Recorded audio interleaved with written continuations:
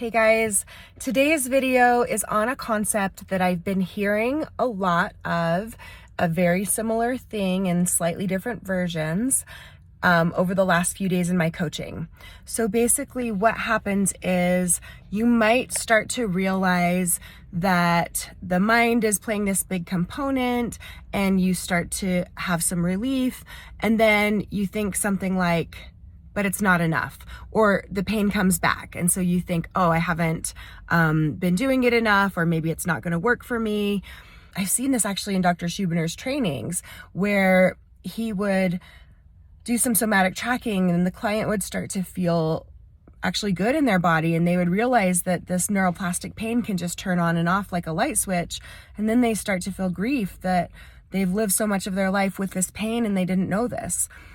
And the other time that I've seen it, a client was talking about actually being pain-free for, I think, a day, I believe, and then had this thought of like, it's too good to be true, and then got pain again.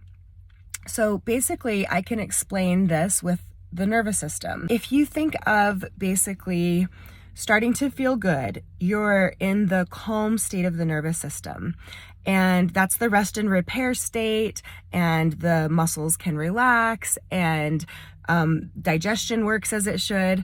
So that parasympathetic calm state is where we want to be more of the time. But most of us are used to living in survival mode. And so when you're used to living in a survival state and you start to let your guard down, it can actually start to feel unsafe. So even though it is the safe state of the nervous system, if you're not used to feeling it, you might feel unsafe with it. So even though desperately you may want to become pain-free, you may get a little glimpse of that, and it only lasts for 2 seconds. And then when the pain is back, then you think, that's not enough. I'm not doing it right. Some kind of thought that brings you back to the dysregulated state of flight, oh, I should do more, and this urgency, or freeze, like, oh, it's just hopeless, something's wrong with me, I'm broken. So this is what is happening. The nervous system grows slowly. It's this concept of expand, contract. So it doesn't just grow and grow and grow and grow. You have this growth time, and sometimes that you are, maybe starting to feel good, right? And or just a little bit better. You start noticing some good things. And then it is very common again to have some stressors or to have that sensation return. How you react to it then is more important than the fact that it was there or not.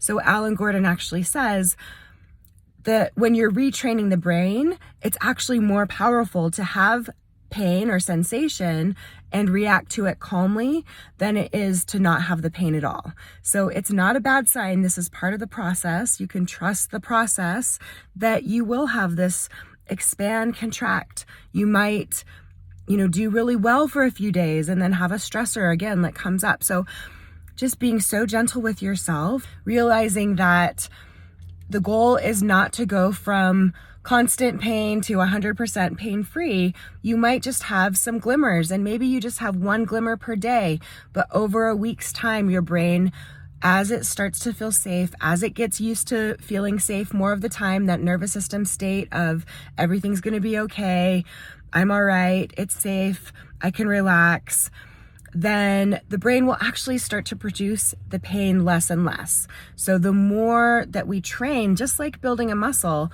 going to the peaceful, calm, parasympathetic, relaxed rest and repair state without beating ourselves up, without shaming ourselves and going back into a survival state, getting to that rest and repair state, staying there longer and longer, and then the brain will actually produce pain less and less.